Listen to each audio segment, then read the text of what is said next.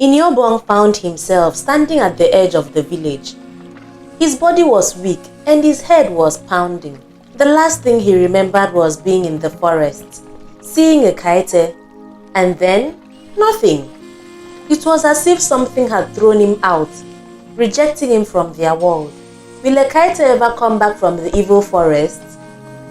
In the village, the air smelled of roasted yams and palm oil stew, the evening meal being prepared in different homes. Children ran barefoot across the sandy paths, laughing, chasing each other, not knowing the heaviness weighing on Iniobong's chest. But the moment people saw him, their chatter slowed and their eyes lingered. He knew why. Nobody had expected him to return from the evil forest. Inyo! His mother's voice broke through the silence. She had been sitting outside their hut peeling cassava, but the moment she saw him, she dropped everything and rushed to him. Where have you been? He could hear the fear in her voice, see it in her shaky hands as she touched his face, searching for wounds or signs of sickness. People have been whispering, Iniobong, she continued, her voice barely above a whisper. They say you went into the forest. They say you saw. I did, he interrupted. I saw her. His mother inhaled sharply and pulled him inside before anyone else could hear. Once they were alone, she grabbed his hands. Did you speak to her? Yes. His mother shut her eyes tightly, as if she already knew what was coming. And she said she belonged to the spirits now. A long silence filled the space between them. Then his mother let out a slow breath and shook her head. Then we must prepare. The next morning, Iniobong walked through the market square, trying to pretend that everything was normal. But nothing was. The women selling groundnuts and smoked fish kept pausing to glance his way. The men pounding yam under the big baobab tree exchanged knowing looks. Even the children, usually carefree, stared at him with wide, curious eyes. He passed Ime, a childhood friend who once wrestled with him in the river. But today, Ime only folded his arms and muttered, So you actually went there? You heard? Everyone heard, Ime scoffed. People are saying you shouldn't have gone, that you have brought something back with you. What does that mean? Iniobong frowned. Ime leaned in, lowering his voice. There was a time years ago when another man went to that forest. He came back, but he was not the same. They said the spirits took something from him. What did they take? Iniobong asked. I don't know, but he did not live long after that. That evening, Iniobong's mother dragged him to the hut of El Daudo, the oldest and most respected man in the village. The other elders were already gathered, sitting on carved wooden stools, their eyes heavy with unspoken wisdom. El Daudo fixed his gaze on Iniobong. You have seen what you should not have seen. Iniobong swallowed. I only wanted to. It does not matter what you wanted. The old man cut in. The spirits do not let people go unless they want something in return. A tense silence filled the room. Then El Daudo turned to Iniobong's mother. Has he been different since he came back? Has he spoken strangely, done something unusual? Last night, I heard him talking in his sleep. He was speaking, but not in any language I know. Iniobong looked shocked. He did not remember that kind of thing. El Daudo sighed deeply. Then we must act quickly, before it is too late.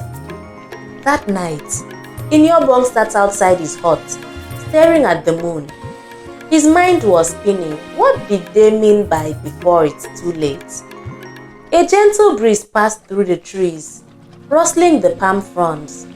Then something else. A whisper, faint but clear. Iniobong. His blood turned cold. He turned sharply, searching the darkness. But there was no one there, just the night and the wind. Then he heard it again. Iniobong, you do not belong here anymore. His hands clenched into fists. The spirits hadn't let him go. They were still watching, and they wanted something from him. The whispers did not stop. Iniobong barely slept that night. Every time his eyes closed, he heard the voice calling him. Soft, insistent, pulling him towards something he did not understand. By morning, his mother was already outside grinding pepper with shaky hands. She did not look at him. She did not need to. He knew she was afraid. Words had spread across the village. People no longer spoke when he passed. They only watched, whispering behind their hands. Even the market felt different. The air was heavier. The sky clouded over. The birds were quiet. Something was coming. That afternoon, the village elders called for a gathering. Every family head sat under the great baobab tree, while the women and children stood behind listening. Elder Odo sat in the middle, gripping his staff tightly. It is time we speak the truth. This curse, it did not start today. It began many years ago because of a betrayal. The crowd murmured, and Iniobong leaned forward.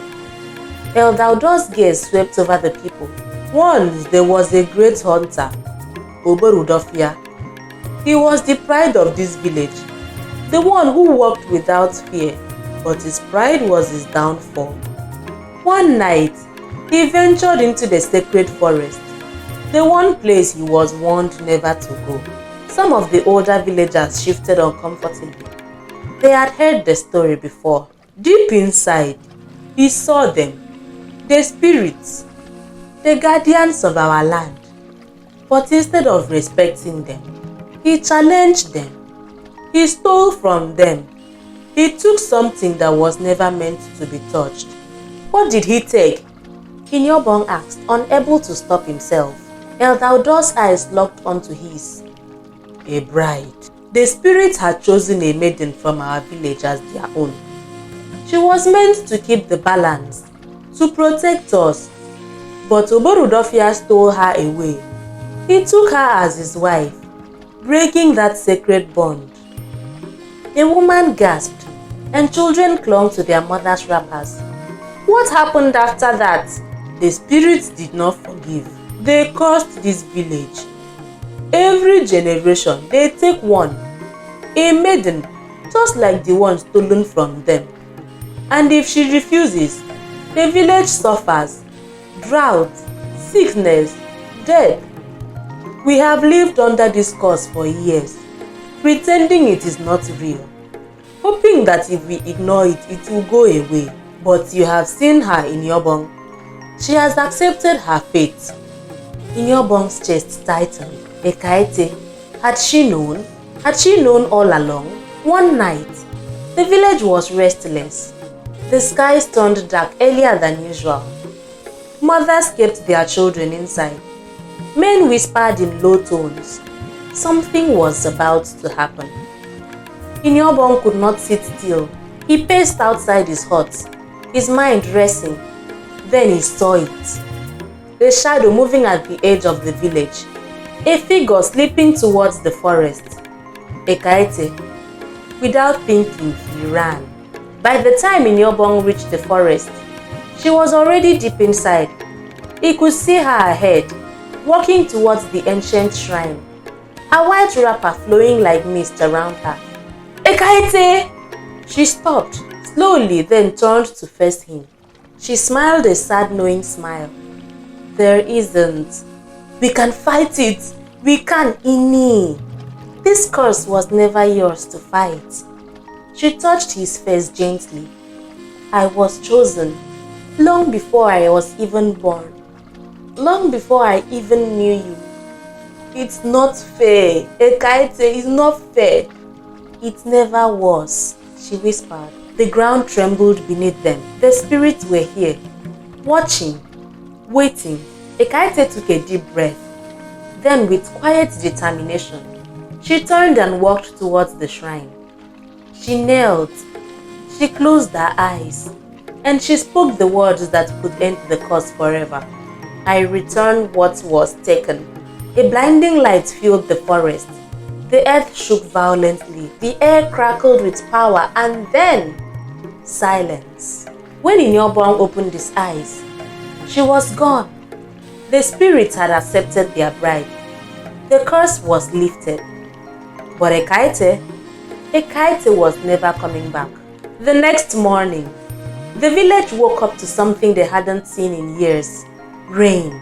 A soft, steady downpour washing over the land, filling the streams, soaking into the dry earth. The people stood outside, letting the water touch their skin. Their faces lifted in wonder. The curse was truly gone.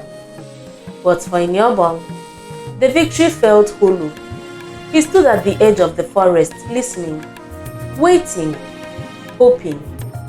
But the whispers were gone. The spirits had taken what they wanted, and Ekaette was just a memory now.